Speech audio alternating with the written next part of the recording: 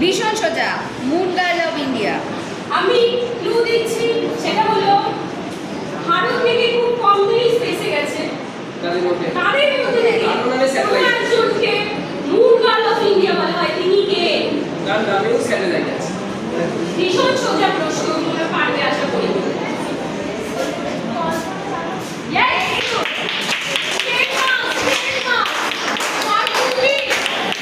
দুদলের marks equal হয়ে গেল দুটো দলে 45 আচ্ছা, এবারে প্রশ্ন 9 নম্বর প্রশ্ন, নিজ টিমের সবথেকে সোজা প্রশ্ন, পুরো কুইজ কম্পিটিশনের সবথেকে সোজা প্রশ্ন।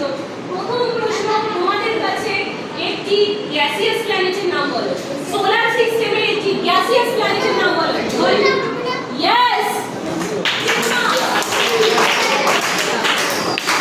আমাদের প্রশ্ন, সোলার সিস্টেমের একটি টেরেস্ট্রিয়াল প্ল্যানেটের নাম বলো। টেরেস্ট্রিয়াল প্ল্যানেটের নাম বলো।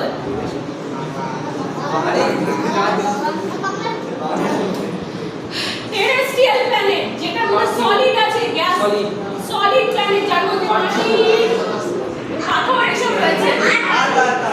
আর techno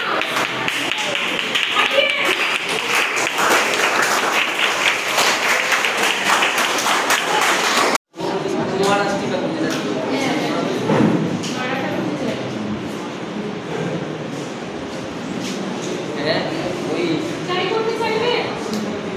okay, B B B B beetroot.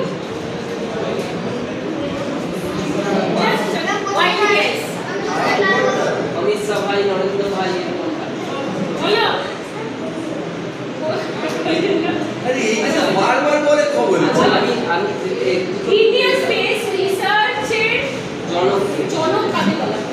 Father of Indian space. ইসরোর ফাউন্ডিং ফাদার।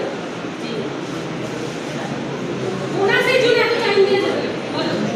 টাইম নরেন্দ্র ভাই, অমিত শাহ ভাই। বলো। তুমি এরাটোস্থেনিস। ওকে, গুড চাই।